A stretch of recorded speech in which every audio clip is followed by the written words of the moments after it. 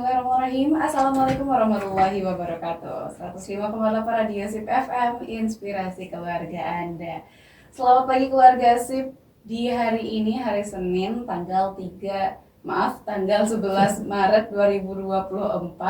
Hari ini kita ketemu lagi nih dalam program Berada Perempuan bersama sahabat siar Anda, Vika Laila, dan juga narasumber kita yang udah hadir bersama kita nih, Kak Trisna Puspitasari, yang merupakan seorang apoteker dan juga merupakan kepala bidang ekonomi Salimah Kota Padang. Assalamualaikum Kak Nana. Waalaikumsalam warahmatullahi wabarakatuh, Vika. Apa kabar nih hari ini Kak Nana? Alhamdulillah, semangat ya. Iya, semangat walaupun agak kedinginan kedinginan ya.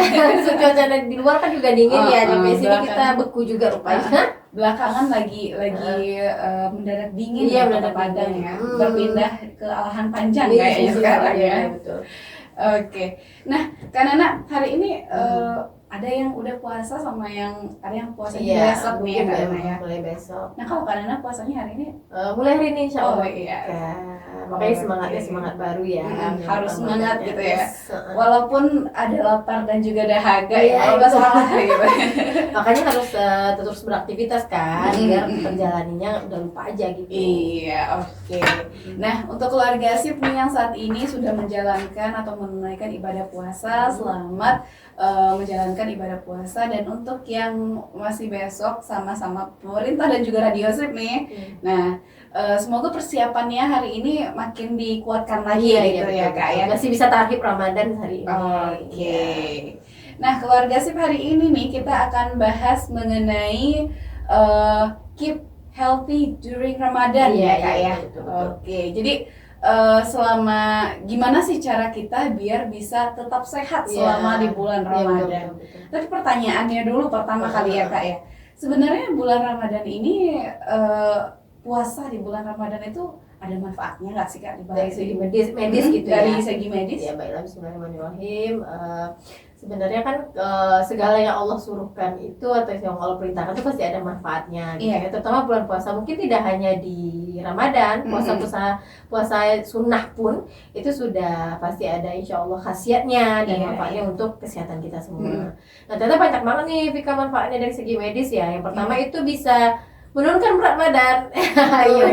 Bagi yang mau diet gitu ya, ini cocok banget nih pas puasa, salah satu cara untuk menurunkan berat badan. Karena kan kita jadinya lebih mengelola asupan makanan dan kalori kita selama Ramadan, selama berpuasa gitu.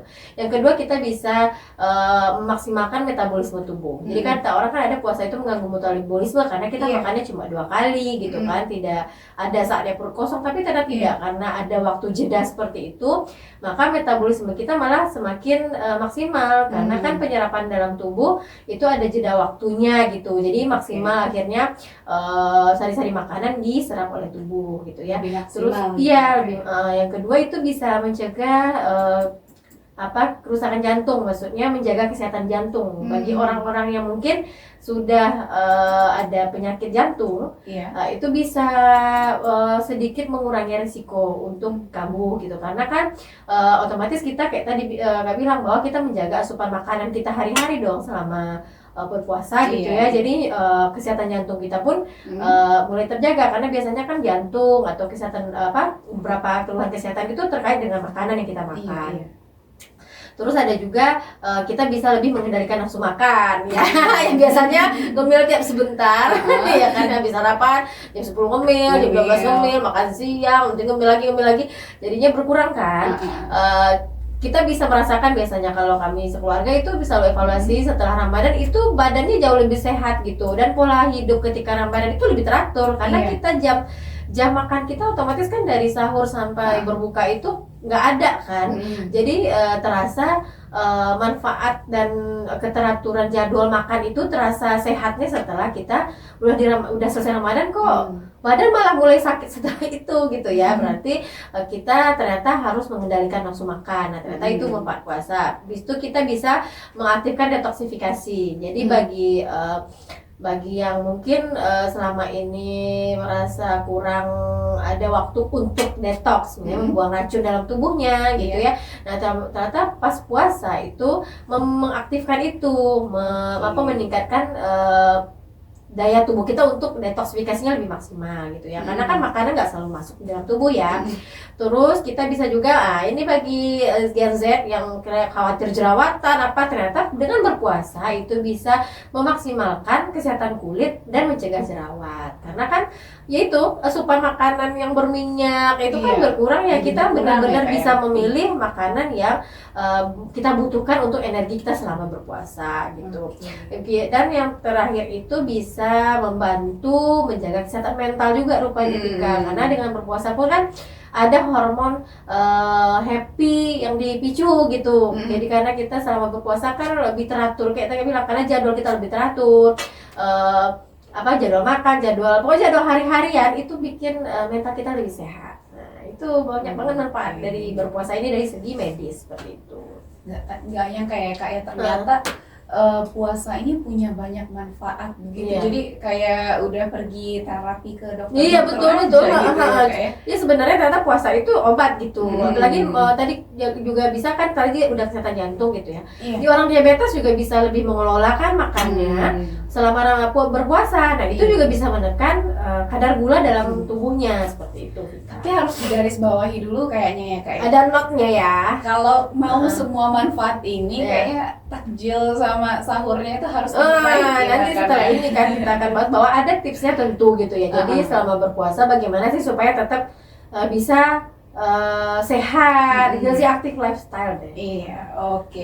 Nah, keluarga sih penasaran dong ya dengan lifestyle seperti apa sih yang harus kita hidupkan pada bulan puasa dan bulan-bulan seterusnya. Iya, betul.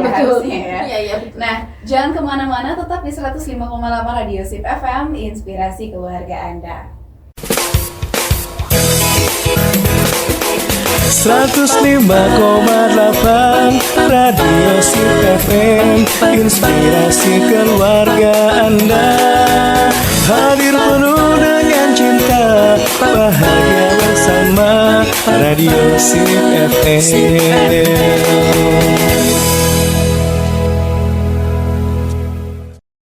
105,8 Radio Sip FM, inspirasi keluarga Anda. Nah, keluarga Sip masih dalam program Beranda Perempuan, masih bersama sahabat siar Anda, Vika Laila, dan juga narasumber kita, Kak Nana.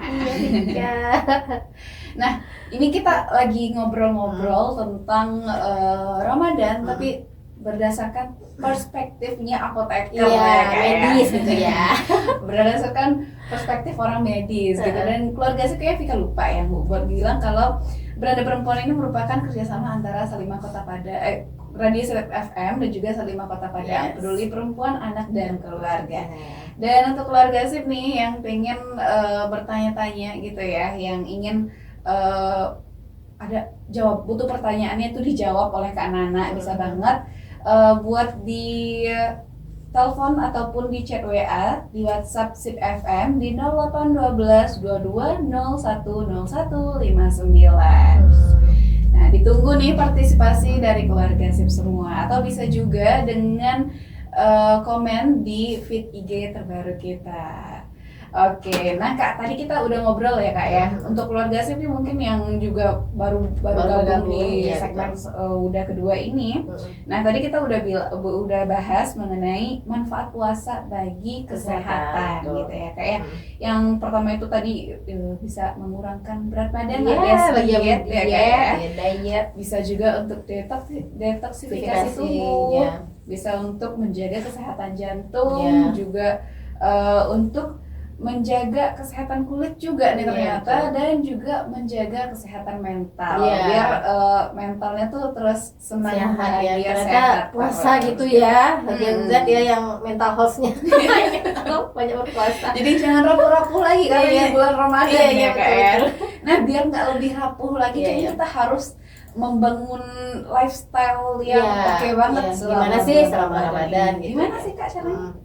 Sebenarnya tadi kan juga udah kita tadi bahas manfaat-manfaatnya gitu kan. Otomatis sebenarnya bukan hanya dari segi asupan nutrisi gitu ya, tapi juga asupan ruhnya. Jadi jangan lupa misalnya kayak tadi manfaat untuk kesehatan itu ada di mengurangi bisa menjaga kesehatan mental. Itu biasanya juga diiringi dong dengan jadwal-jadwal ibadah kita, karena sesungguhnya kan Ramadan atau ibadah puasa ini adalah ibadah satu-satunya ibadah yang langsung hubungannya sama Allah. Kita nggak ada berkaitan sama manusia, kita sibuk nih hubungan mesra-mesraan sama Allah nih, mau ngapain sih selama Ramadan gitu. Nah itu silakan teman-teman atau keluarga SIP itu sudah membuat jadwal hariannya. Rugi banget sebenarnya Ramadan tersia-sia. Kita di Vika tanya, Arena Tama buka enggak? Jadi memutuskan untuk memang enggak ya. Jadi selama Ramadan kita biasanya enggak ada produksi gitu, karena memang fokus marketingnya di kantor-kantor yang memang tidak mungkin ada snack box di siang hari gitu ya. Nah, jadi gimana sih kita bisa menjaga kesehatan itu selama Ramadan? Otomatis kita harus menjaga lifestyle-nya kita. Pertama itu menjaga asupan nutrisi yang masuk ke dalam tubuh. Jadi seperti anjuran Rasulullah, sunnah Rasulullah itu kita berbukanya dengan yang manis. Yang manis bukan berarti gulanya banyak gitu ya. Jadi udah ada sunnahnya, itu ada kurma gitu ya. Bisa dengan buah yang memang manisnya asli dari buahnya, dan kalau tidak ada dengan air putih. Nah, lakukan dulu itu sunnah Rasulullah ya. Bukan berarti tidak boleh dengan kolak dan lain-lain, tapi notes tidak boleh berlebihan.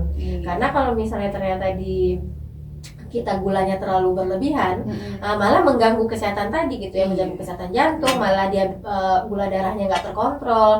Jadi note bahwa tidak boleh ada yang berlebihan, terutama ketika berbuka puasa.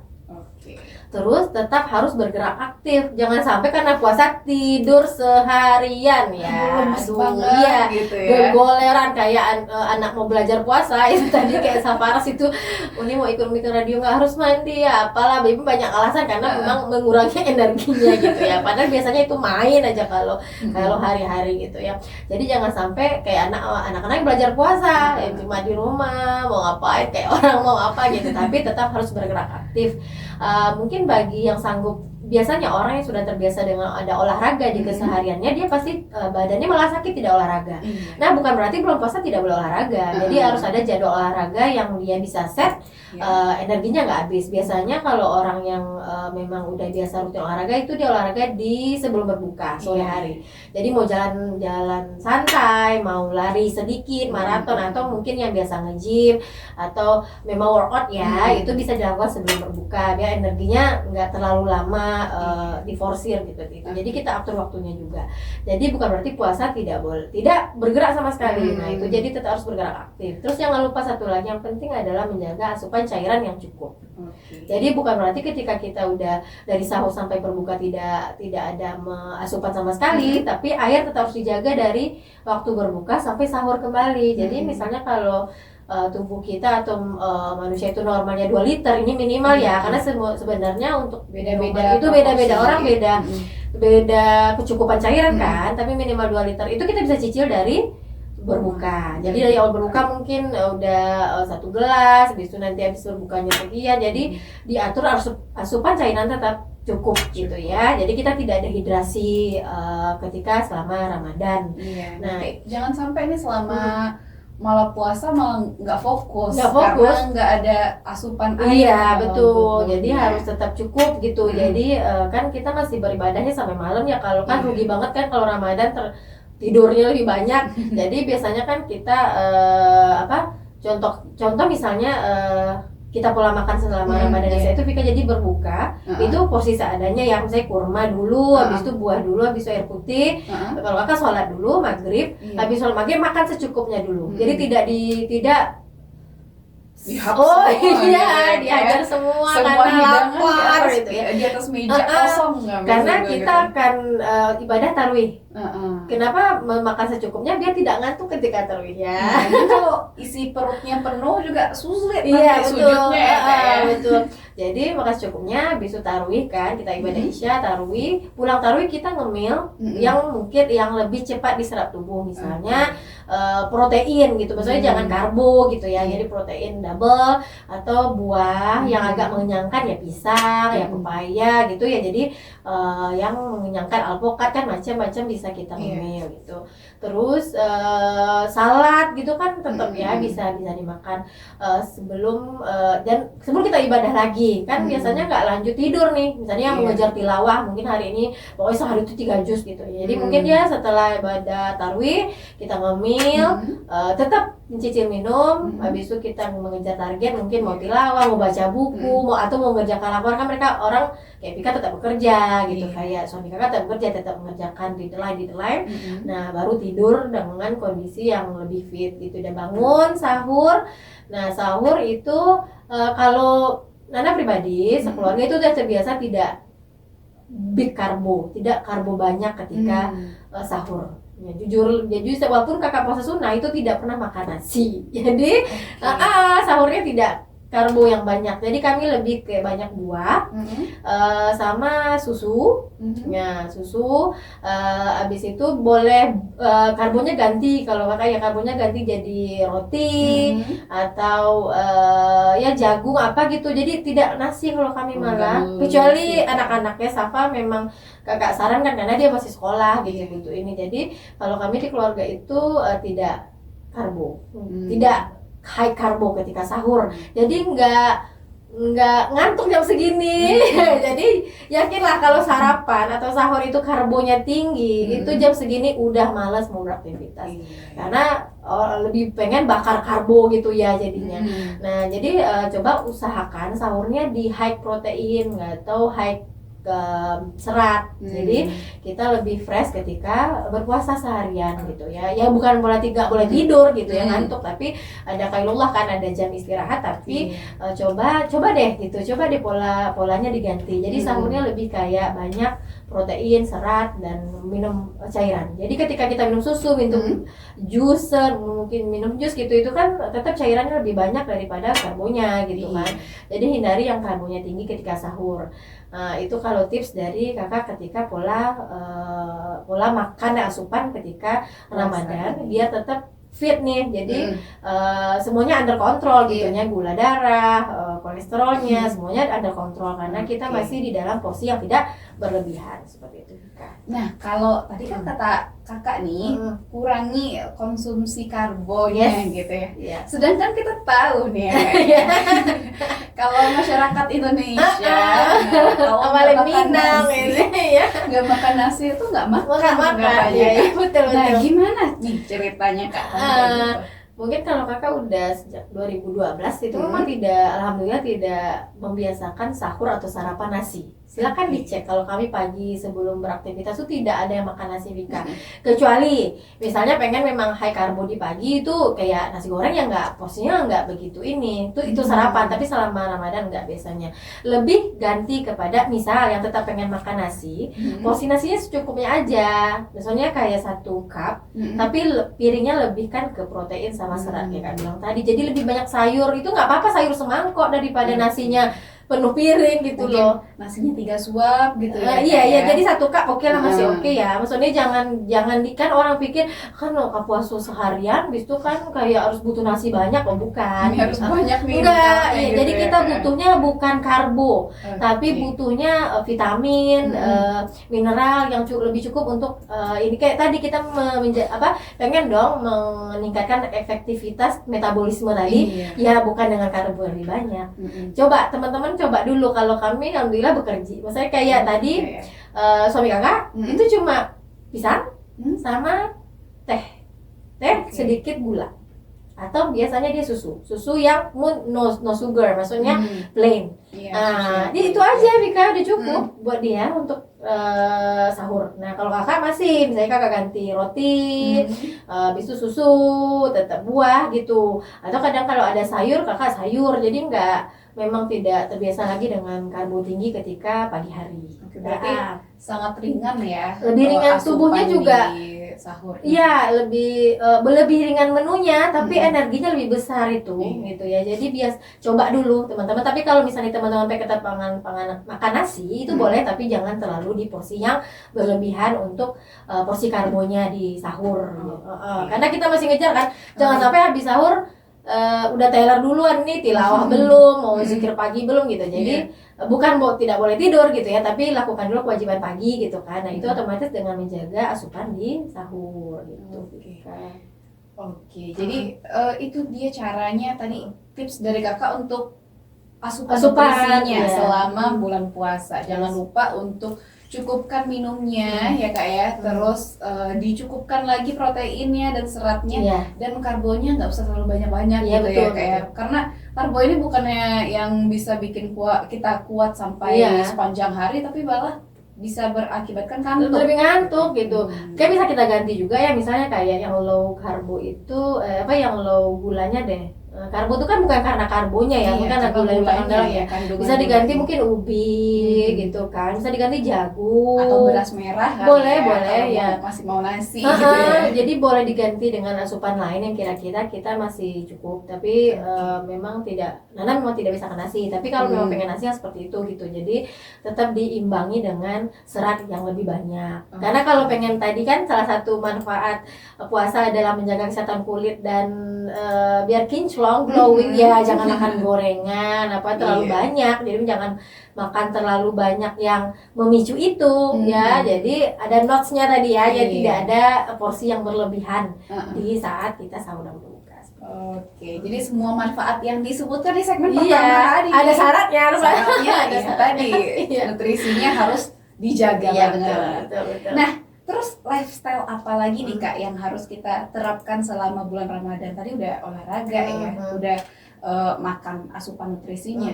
Apalagi nih? Mungkin yang biar dapat kesehatan mentalnya gitu ya. Mental. Kalau kesehatan mental mungkin satu, mencari aktivitas positif. Jangan yang kayak tadi kita bilang gogoleran setiap hari.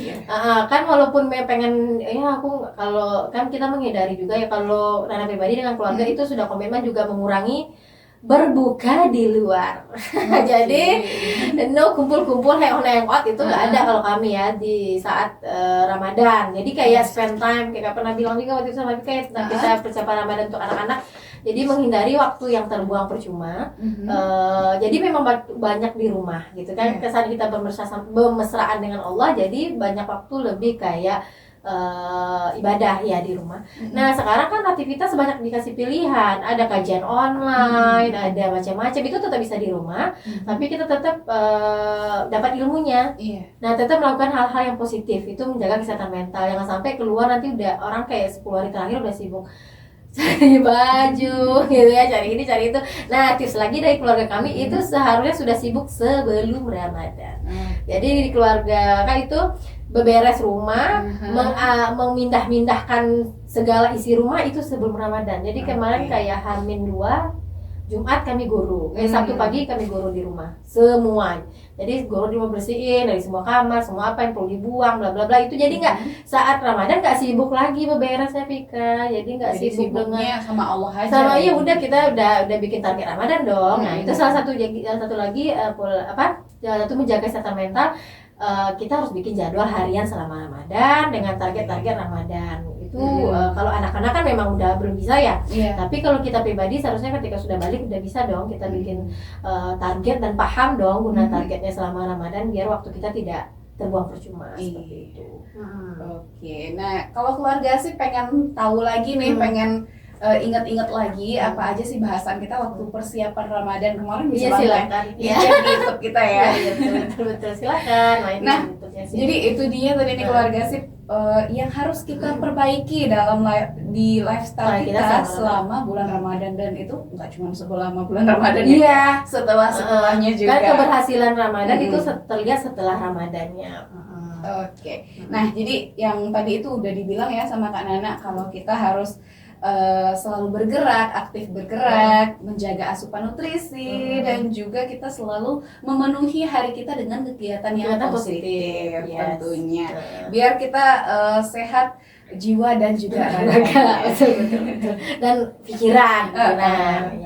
Nah, keluarga sip, jangan kemana-mana karena setelah yang satu ini kita masih bakal bahas lagi nih, masih tentang kesehatan ya Kak ya selama di bulan Ramadan. Jadi jangan kemana-mana, tetap di 105,8 Radio Sip FM, inspirasi keluarga Anda.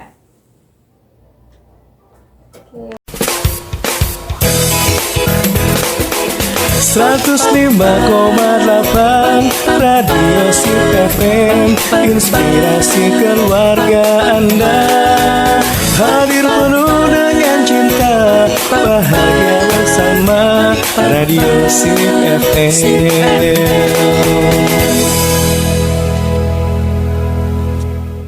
105,8 Radio Sip FM, inspirasi keluarga Anda. Nah, keluarga Sip kita sudah sampai nih ya di segmen terakhir dari Berada Perempuan hari ini. Masih bersama sahabat siar Anda, Vika Laila, dan juga narasumber kita, Kak Nana. Iya, Vika. Nah, tadi kita udah bahas panjang ya, Kak, ya, mengenai manfaat puasa, terus lifestyle yang harus kita terapkan selama bulan puasa biar kita bisa merasakan manfaatnya itu. Dan sekarang kita kayaknya bakal bahas mengenai orang yang dalam keadaan sakit, tapi dalam keadaan sakit yang harus minum obat rutin gitu ya, Kak, ya. Nah, gimana nih, Kak, apakah mereka harus nggak usah puasa biar tetap bisa rutin puasa, biar minum tetap obatnya rutin gitu ya. minum obatnya gitu. Nah ini kondisi khusus ya, kita di sini juga ini bahas tentang kondisi khusus buat yang memang harus menjaga kesehatannya gitu ya, dengan mengkonsumsi obat rutin. Nah ini kan kalau secara normal itu cara minum obat itu kan ada yang 1-3 kali sehari.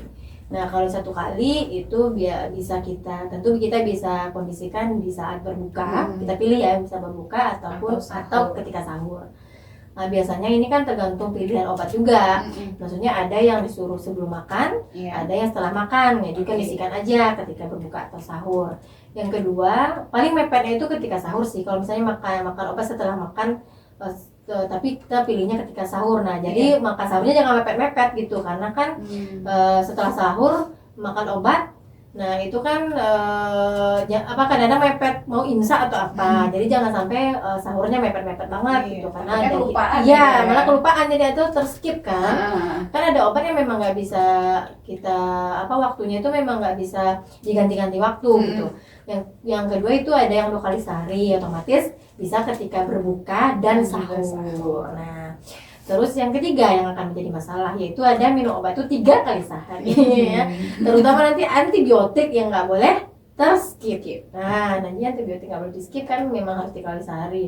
Jadi itu bisa sebenarnya kan kalau di rentang hari biasa kan gampang ya, sarapan, makan siang, makan malam. Nah ketika puasa bagaimana?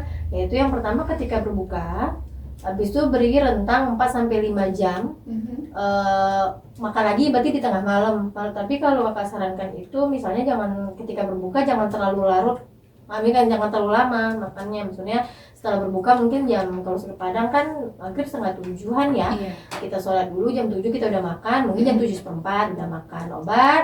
Nanti berarti makan obatnya lagi jam 11, setengah 12 gitu ya. Semoga kekejar, jangan ketiduran gitu ya. Jatuh teman-teman yang memang harus minum obat rutin 3 kali sehari itu bisa alarm minum obatnya ini, karena memang nggak bisa di skip kan.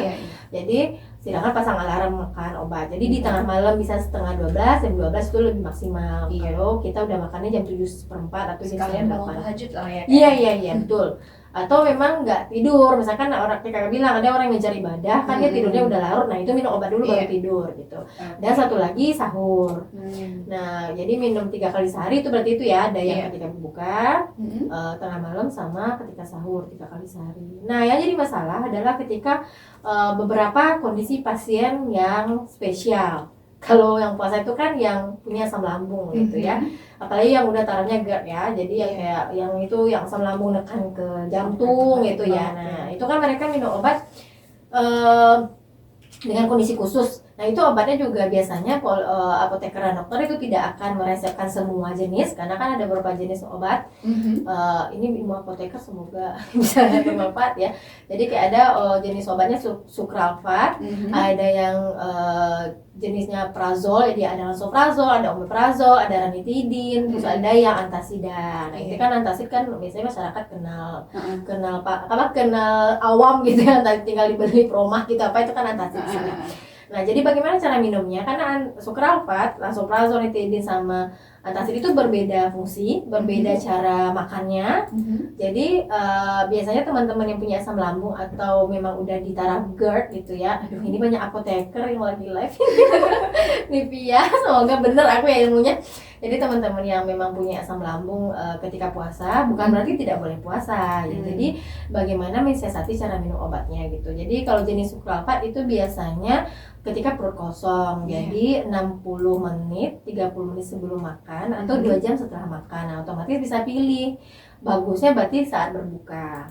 Ya kan? Jadi saat berbuka itu setelah makan berat baru minum sukralfatnya, tapi dia jarak. Jadi perut kosong itu berarti sejam sampai 2 jam setelah makan. Jadi jangan obat lambung itu umumnya memang saat perut kosong, jadi jangan habis makan langsung diminum. Itu nggak ada kerjanya, udah nggak ada ya. Jadi memang obat lambung itu jenis sukralfat itu harus, sudah bingung kan, ada saat perut kosong itu ya. Jadi meminum obatnya. Nah, ketika misalnya pilihannya lansoprazol, omeprazol atau ranitidin itu juga biasanya di perut kosong. Tapi jika diresepkan ada sukralfatnya, ada lansonya atau ome atau ranitidinnya, itu dijarak lagi. Jadi didulukan sukralfatnya. Jadi 30 menit setelah itu baru minum lanso, ome atau lani, baru makan. Yaitu dua dijarak, mereka itu harus dijarak dua.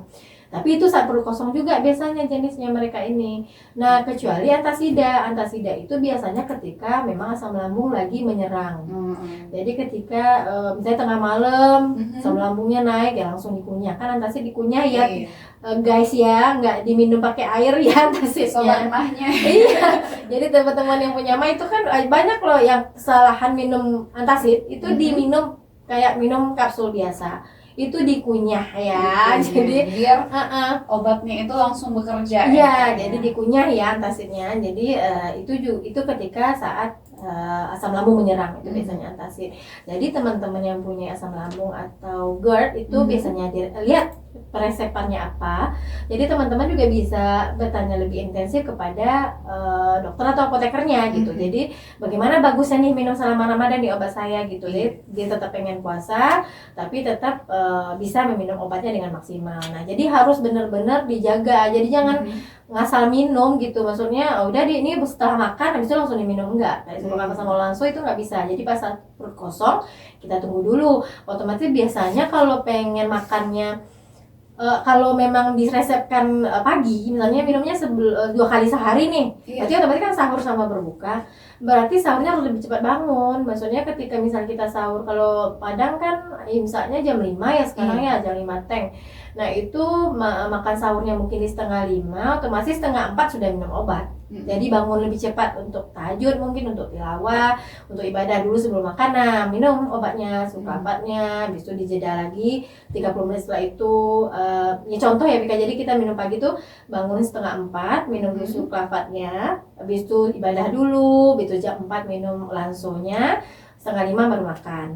Nah, habis itu baru setelah itu udah selesai kan ini perut kosong itu ya. Nah, jadi memang disiasati gitu biar efek obatnya tetap maksimal ketika Ramadan. Jadi jangan sampai, ini kan kondisi khusus ya, pasien kondisi khusus itu memang di mah ini biasanya sangat bermasalah ketika bulan Ramadan cara minum obatnya gitu, karena mereka resepnya banyak gitu ya. Nah, apalagi misalnya kalau di kondisi pasien yang sakitnya obat rutin, misalnya obat kolesterol, obat diabetes gitu kan, itu juga ada jam-jam makannya ya, tapi silakannya dipatuhi. Biasanya kalau dokter apotekernya akan langsung menyampaikan di jam berapa mereka harus minum. Kalau kolesterol biasanya sebelum tidur. Jadi jangan lupa, benar-benar deh kalau bagi teman-teman yang atau orang tuanya yang memang minum obat rutin itu di alarm aja. Jadi bikin alarm minum obat gitu. Jadi ketika Ramadan tetap bisa berpuasa tanpa alasan karena sakit.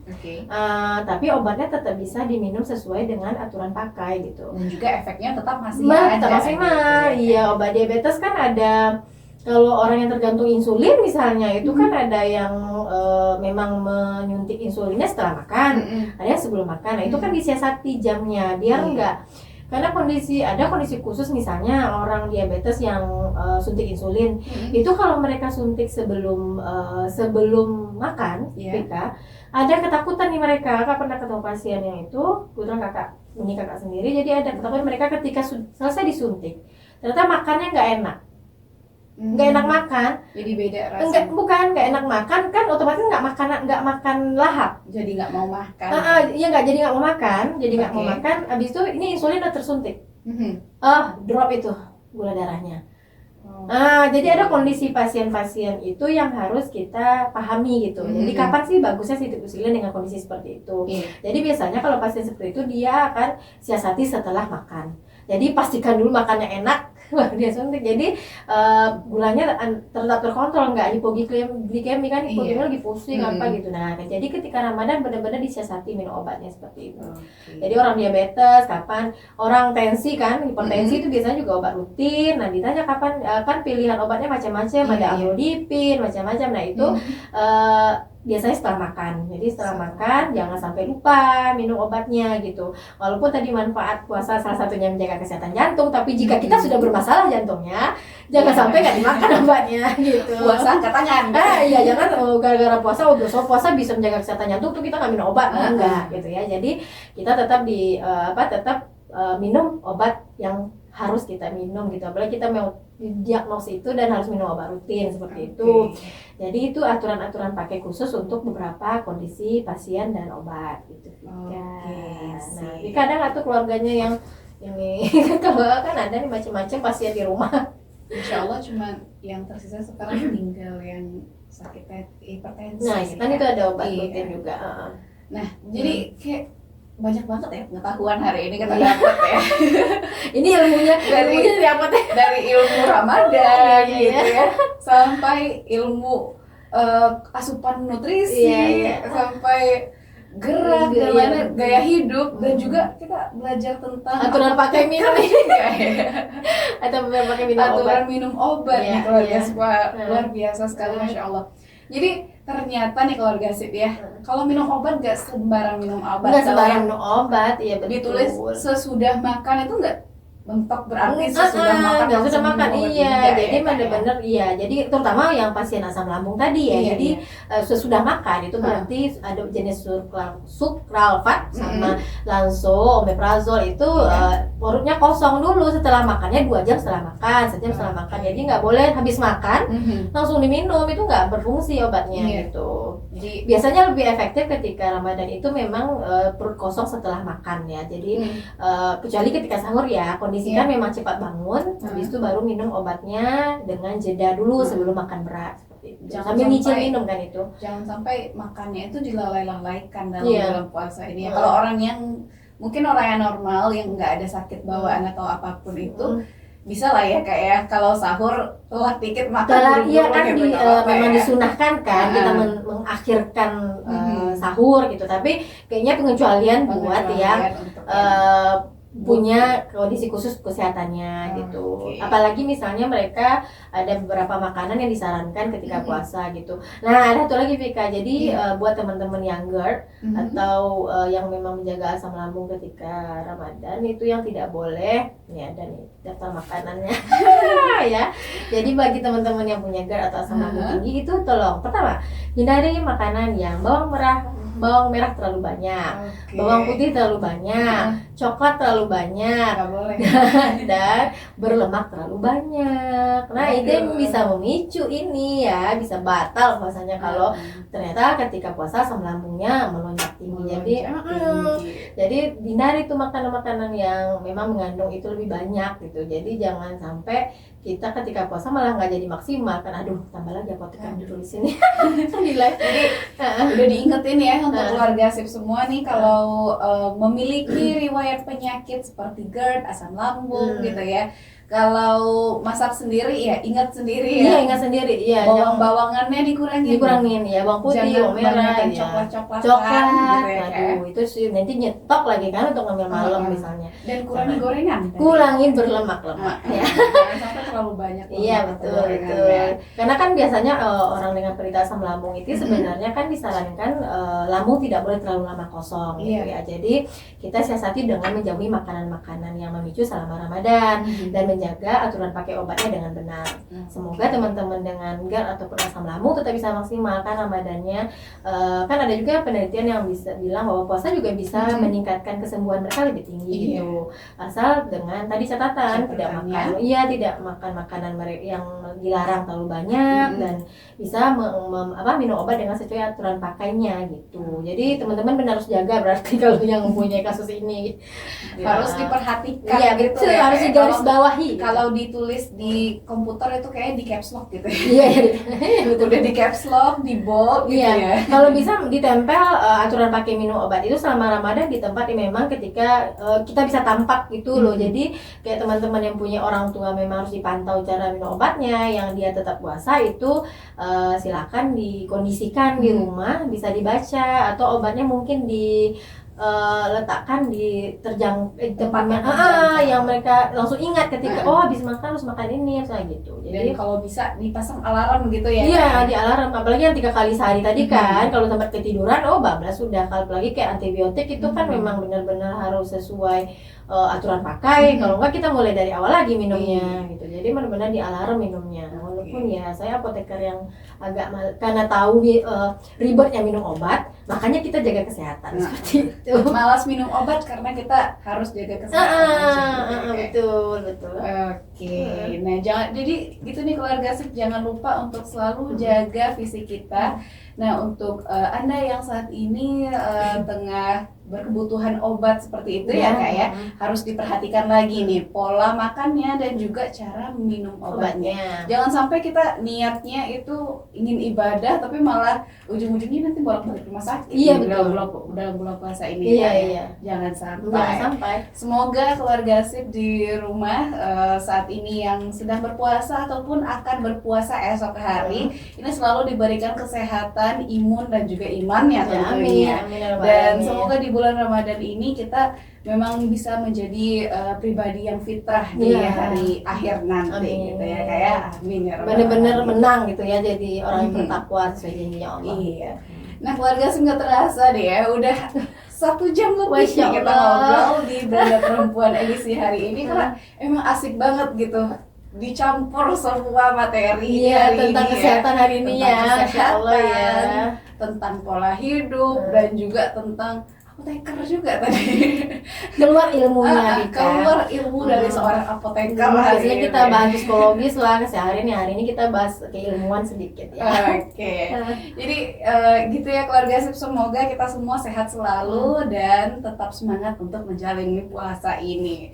Dan jangan lupa untuk perbanyak ibadah selama bulan Ramadan biar kita menjadi pemenangnya nanti ya. Amin.